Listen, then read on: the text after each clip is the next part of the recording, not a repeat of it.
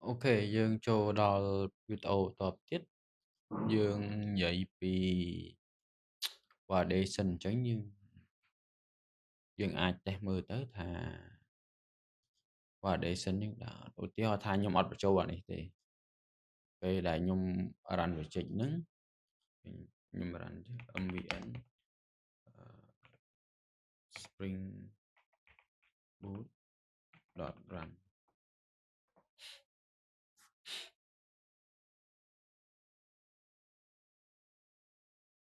អូខេដល់ពេលខ្ញុំនេះវាត្រូវតែមានហើយលេខកូដហើយឈ្មោះប៉ុន្តែដល់ពេលយើង insert ទៅគឺអូខេអានេះវាខុសអីគេ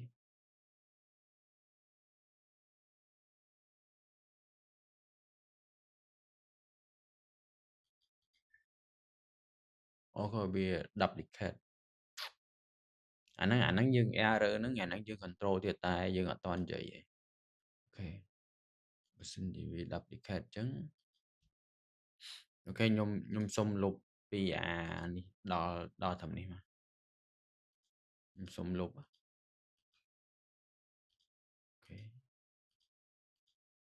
សុំលុបដោយសារយើងអត់តន់និយាយពីវាអូខេប៉ុណ្ណឹងអញ្ចឹងខ្ញុំសាក comment ម្ដងទៀតអូខេអានេះឃើញវាចូលហើយអញ្ចឹងយើងមកមើល data របស់យើងមកប្រញាប់22ឃើញអានេះវាចូលហ៎អញ្ចឹងនៅកន្លែងនេះយើងត្រូវសេទុកអញ្ចឹងដើម្បីសេទុកយើងត្រូវទី1យើងត្រូវ add validation អញ្ចឹងយើងមកមើល validation នៅអានេះដូចជានេះខ្ញុំ add ហើយអីអញ្ចឹងនៅក្នុងcode validation ហ្នឹងដែរដូចជាអត់មានអីច្រើនទេយើង add មកអាកន្លែងនេះមក add validation អូខេអញ្ចឹងយើងដាក់ not plan ចុះ not plan reset អូខេcode must not be plan អូខេអញ្ចឹងអានេះដូចគ្នាអូខេនេះដូចគ្នាអញ្ចឹងយើងដាក់ name វិញអូខេហើយបន្ទាប់មកយើងអាចកំណត់អីគេទៀតបានព្រោះអាហ្នឹងនៅក្នុង validation វាមានច្រើនវាមាន not empty email មានអីយ៉ាងទៀតអញ្ចឹងយើងដាក់ size size វាយើងដាក់ min អូខេmin វា1ឬមួយក៏2យ៉ាងដែរអញ្ចឹងម៉ាក់វាអូខេដាក់15ចុះអូខេប៉ុណ្ណឹងបានអញ្ចឹងអានេះឈ្មោះវាក៏ដូចគ្នាយើងត្រូវឲ្យតែវាមានហ្មងអញ្ចឹងឈ្មោះវាអាច5ចុះអានេះត្រឹម50ឈ្មោះវាមិនដល់50ឈ្មោះត្រឹមដាក់20ចុះអានេះយើងដាក់ត្រឹម10បានហើយ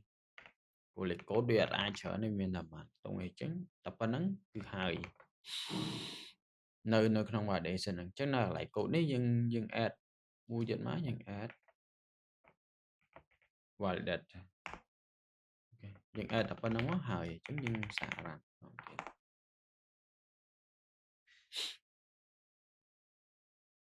អញ្ចឹងយើងមើលទាំងអស់គ្នាថាវាដើរអត់អូខេយើងសាកបញ្ចូលដដែលមកអូខេឃើញវា404អត់អូខេ404អញ្ចឹងមានន័យថាអានេះវាត្រឹមត្រូវហើយអញ្ចឹងយើងសាកមកមើល data របស់យើង